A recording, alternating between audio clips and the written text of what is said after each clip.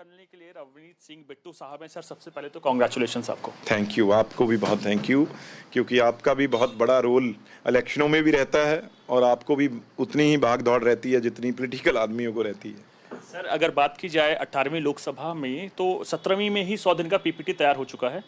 आप उसके साथ मिलकर अपने आप को 100 दिन को देखते हैं, जो भी मिनिस्ट्री मिले आपको, उसमें 100 दिन को लेकर आपके क्या उद्देश्य रहेंगे? बिल्कुल, ये आपने सही कहा। प्राइम मिनिस्टर साहब ने कल ही ये बात बोली थी भी कंटिन्यूटी रहेगी।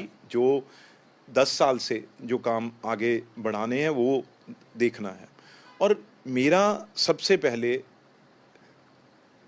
क्योंकि मिनिस्ट्रियाँ आज कल तक मिल जाएंगी, सबसे पहले जो भी मिनिस्ट्री मिले, सबसे पहले तो उस ऑफिस, अपने कर्मचारी, ऑफिसर, वो किस पोजीशन में बैठे हैं, उनका स्वास्थ्य ठीक है, पहले तो ये देखना है। उसके बाद जो भी 20-20 साल से लोग उस मिनिस्ट्री में काम कर रहे हैं, 22 साल से काम कर रहे हैं। आईएएस ऑफिसर तो चलो भला साल, 1.5 साल, 6 महीने के लिए आते हैं, पोस्टिंग होती रहती है, पर सबसे ज़रूरी ये है भी जो लोग वहाँ से 20-20 साल से काम कर रहे हैं, उनके साथ बैठ के भी आगे क्या आज तक हुआ, क्या और होना चाहिए, क्योंकि उनको जानकारी सबसे ज़्यादा रहती है जो 20-20 साल से एक अदारे में बैठे हैं।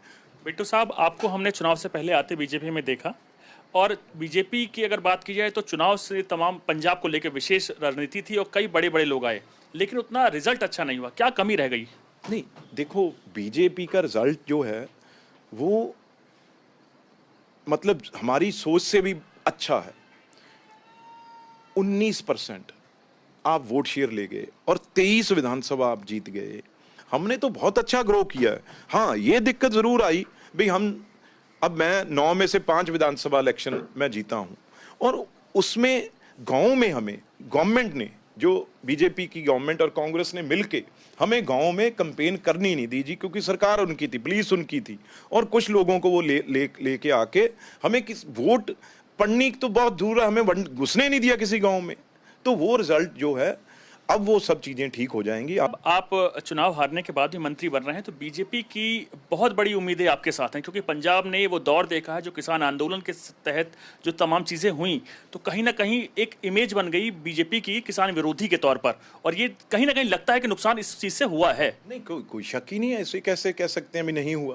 पर मेरे जैसे लोग, अगर एक कोई मेंबर पार्लियामेंट बैठा था 1.25 साल किसानों के लिए, जब मैं खुद किसान हूँ छोटा, मैं तो 1.25 साल आप देखते रहे जंतर मंतर पे उनसे एक दिन बाद में ही उठा हूँ। तो अब मेरे अंदर वही दर्द है, वही भावना है, मुझे मुद्दे पता है, इशू पता है। तो अब बीजेपी सरकार में बैठ गए हैं तो वो सारी चीजें दूर करेंगे, ठीक करेंगे। बात करने के लिए बहुत शुक्रिया सर। कैमरामैन मनीष डोंडियाल के साथ मैं आनंद कुमार सिंह, न्यूज़ इंडिया, दिल्ली।